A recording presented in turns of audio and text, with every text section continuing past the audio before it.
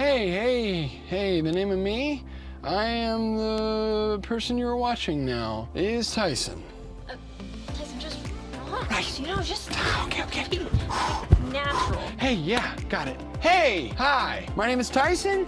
How are you? You can't respond, or even if you could, I wouldn't be able to hear you, but, What are you doing? I don't know what I'm doing. Maybe just hold a prop or something. Oh, okay, good idea, Oh, that feels so much better. Good. Just be yourself. Okay, great. You can just cut this out. You would just cut it right out, Yep, all of it, absolutely. every little bit that I just did. Every little bit. Great, awesome, great. Is everything okay? Yeah. Great. Okay. Hi, my name is Tyson, and this is one of my awards. And I brought out this whole box of awards because I thought it would help me talk about honor. Honor is letting someone know you see how valuable they really are. And it works too. I mean, whenever I get an award, I feel important. This award right here is for when I completed the 40-day gum chewing challenge. I chewed the same piece of watermelon flavored bubble gum for 40 straight days. There it is. Ooh, this is a certificate for perfect attendance in the 2nd grade. I was 2nd runner-up in Owensboro's Got Talent. My mom liked a story I wrote. Participation ribbons. I got almost 70. Could have had 71. Chris? Ooh, here it is. Frisbee golf champ. Badminton award. Also known as a fly swatter. And last but not least, Best Public Speaker Award. Wait, hold up. You got an award for best public speaking? Yeah, why? What, you don't think I speak good? No, just keep going. Yeah, I mean, I'm not really sure why my social studies teacher, Mr. Brickle, wanted me to enter into the public speaking competition, because I was like really shy in school and I didn't talk a whole lot. But he was like, Tyson, I think you should enter the public speaking competition. And I was like, me? He was like, yes, you. And I was like, but I've never public spoken in my life. And he was like, well, no worries, I'll teach you. And I was like, okay, great. And then I walked away awkwardly. So he taught me and I won. Mr. Brickle took a chance on me. I know I wasn't the obvious choice. Hey, that's kind of like this story today. It's about a shepherd named David who was given a huge chance even though he wasn't the obvious choice. It's pretty cool, huh? Oh, I can't wait. Sweet, awesome. Well, see you later. Is it still on? Yep. Oh, but you could just cut it out, right? Absolutely. Yep. Great. The Bible. It's 66 books of history, stories, letters, and poetry that fit together to form God's one big story.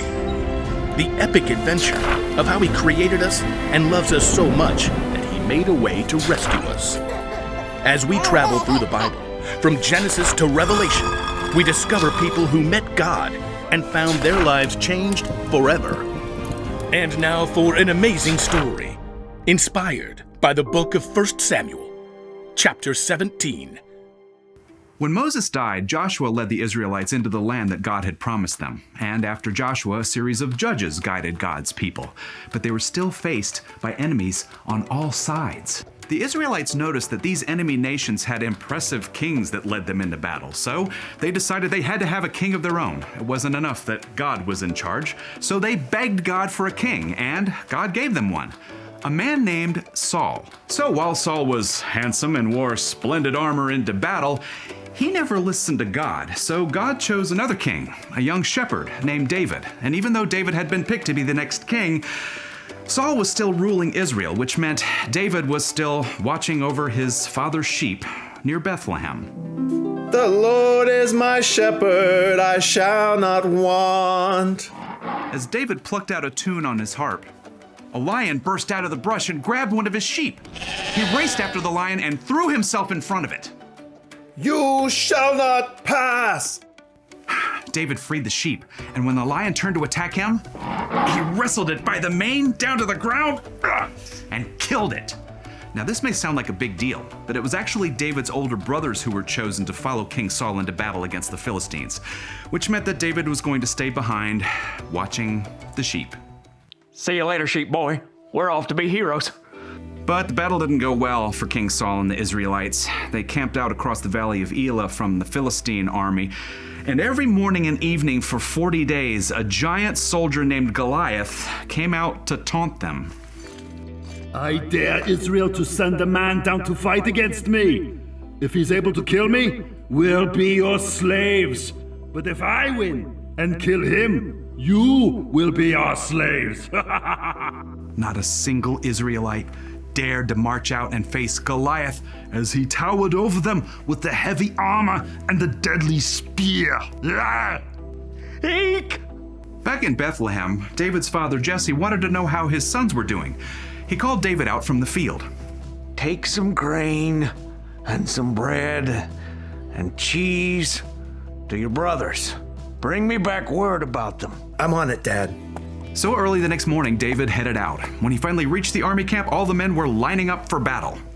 Anyone seen my brothers? Eliab, Shammah, Abinadab. David raced along the battle lines until he found his brothers. Eliab, Why are you here, twerp? Dad wants to know how you're doing. Fine. We're big heroes. But even as Eliab spoke, Goliath marched out. David stared at the massive warrior with his iron muscles. His footsteps seemed to shake the very earth. Who's that? Goliath. I dare Israel to send a man down to fight against me. David's brothers and the entire Israelite army scattered, fleeing back to the camp. Hey, wait! This Philistine is bringing shame to Israel. He's mocking God. David's brothers halted to glare at him.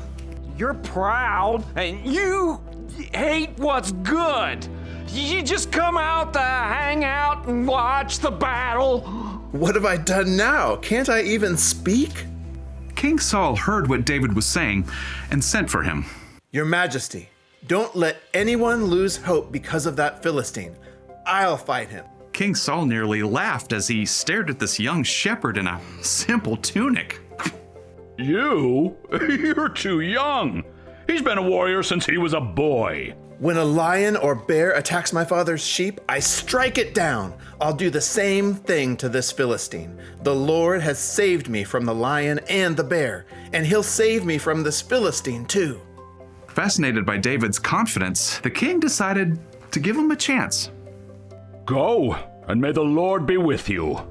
King Saul even offered David his own armor and sword, but after trying it all on, David shook his head. I can't go out there in all this armor. I'm not used to it. The king gaped as David removed the armor and returned the sword. But surely you need a weapon. I know where to find one. David took his wooden staff and went down the stream. There, he picked up smooth stones, turning them over in his hand. 1, 2, 3, 4, 5.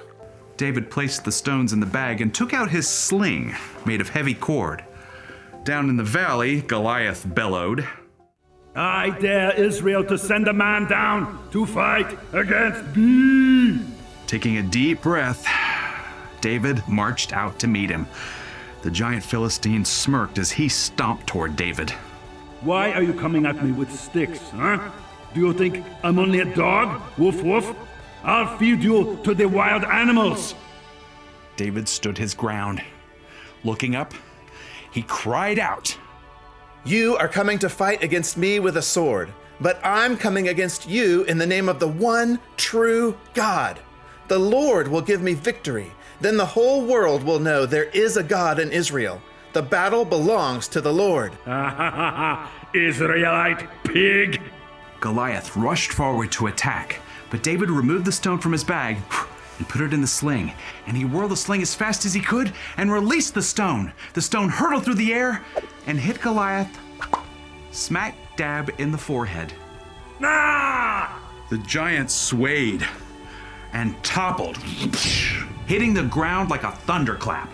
For a moment, no one on either side dared to breathe.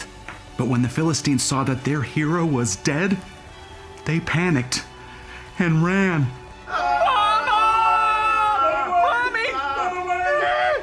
And the Israelites rushed forward to chase them. That day, the Philistines were completely defeated, and King Saul could only stare at this young man who defeated the giant with only a stone. Who are you? I'm the son of Jesse from Bethlehem. From that day on, King Saul called on David to serve him, and the young man became a warrior and leader through God's power and King Saul's willingness to give him a chance.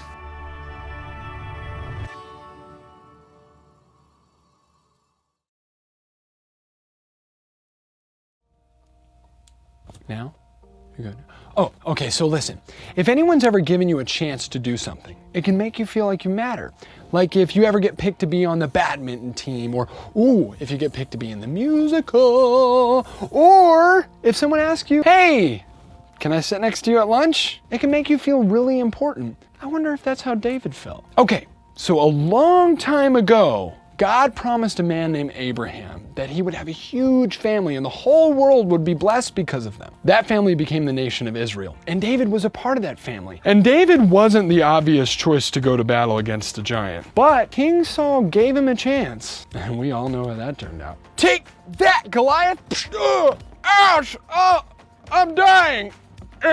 You knew! What I'm trying to say is, it feels good when people honor you. When they give you a chance and they make you feel like you matter, that's all. Hey, I just thought of something. Maybe that's how I can honor people. I mean, if I feel good when people give me a chance, I bet other people will feel good if I give them a chance. Or you could. Oh, if you're the captain of a team, then you could pick someone new to be on your team. Or, ooh, you could invite someone shy, like me, to your birthday party. Or you could let your little brother or sister pick the game that they want to play or the TV show that they want to watch. Just any little thing to show people that they matter, because they do matter. Because God made them, right? And Jesus knew that. That's why Jesus spent so much time healing the sick and making friends with other people that nobody wanted to be friends with. So here's the one thing that I learned today.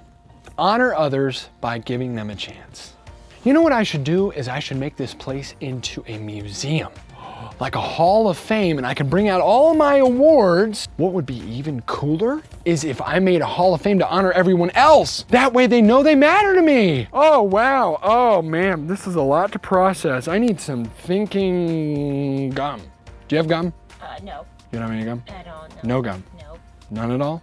No. Check your pockets. I have a retainer. Check your pockets. No, I can't chew gum. Oh, I found some gum. Where? Tyson, no. Don't do it, Tyson. No, Tyson, no! Oh, okay. Still has its flavor. You can just cut this out, right? Yeah, not a chance. Huh? What? Nope. Why? Fading out.